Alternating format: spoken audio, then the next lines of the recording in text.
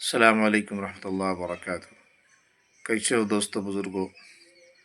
بھائیو دوستو بزرگوں، اللہ تبارک و تعالیٰ نے ہمیں ایک زندگی دی ہے، اس زندگی کی قدر کر لینی ہے۔ یہ ضروری نہیں ہے کہ ایک انسان بیمار ہو اور وہ فوراً دوا کھا لے وہ صحت یاب ہو جاتا ہے۔ آپ تصور کریے کہ ایک انسان جب جسمانی طور پہ بیمار ہوتا ہے اور وہ دوائیں کھا لیتا ہے تو اس کو شفا مل جاتی ہے، اللہ تعالیٰ اسے شفا دے دیتے ہیں۔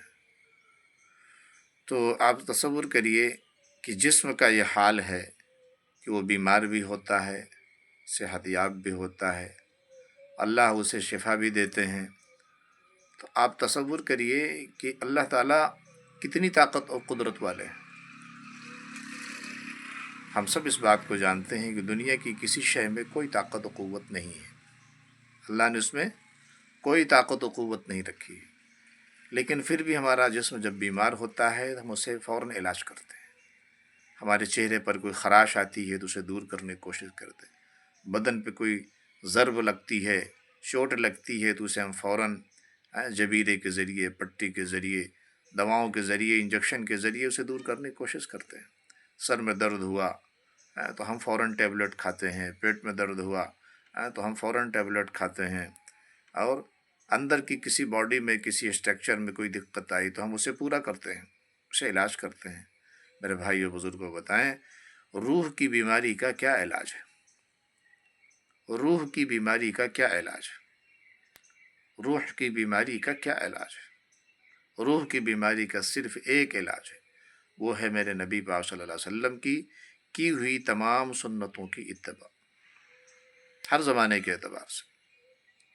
سنت کی اتباع یہ روح کی بیماریوں کا علاج ہے، شریعت کی اتباع روح کی بیماریوں کا علاج ہے۔ تنہائی کا تقوی کہ ہم جب تنہائی میں ہوں تو اللہ سے ڈریں، جماعت میں ہوں تو اللہ سے ڈریں، ہے نا، باوضو ہمیشہ رہیں، ہر وقت رہیں، اور ہر وقت آپ صلی اللہ علیہ وسلم پر درود پڑھتے رہیں، استغفار کرتے رہیں، لوگوں کو اللہ کے دین کی طرف بلاتے رہیں، اور ہمیشہ جو بھی مرض ہمیں لاحق ہو جائے اس میں ہم یہ ڈھونڈیں کہ ہمارے نبی کی سنت اس وقت کے موقع پر کیا ہے، میرے نبی نے اس وقت کون سی دوا تجویز کی ہے، کون سی دعا پڑھی ہے۔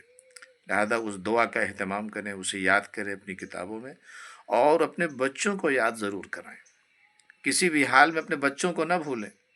اگر ہم اپنے بچوں کو بھول گئے اور انہیں ہم نے دعائیں یاد نہ کرائیں اور ان کا یقین ہم نے دواؤں کے مقابلے میں دعا پر نہیں لائے تو سمجھ لیں کہ پھر ہماری زندگی کا کوئی حاصل نہیں ہے۔ اس لیے کہ پھر یہ اعمال اور یہ معاملات صرف ہم ہی تک ہیں، یہ علم صرف ہم ہی تک ہے۔ لہذا بھائی دوستو بزرگوں، ہر دوا، کوئی بھی دوا نہ کھائیں کسی مرض کے تعلق سے، لیکن اس پر میرے نبی نے دعائیں کیا بتائی ہیں اس کو یاد کر کے اس پر عمل ضرور کریں، اور اپنے عمل کے ساتھ ساتھ اپنے بچوں کو نہ بھولیں، کسی بھی حال میں اپنے بچوں کو نہ بھولیں۔ اگر ہم ٹیچر ہیں تو اپنے بچوں کو اسکول میں، مدرسوں میں ہم انہیں یاد کرائیں، ہر مرض کی، ہر پریشانی کی دعا ضرور بتائیں کہ میرے نبی کی اس موقع پر یہ دعا ہے۔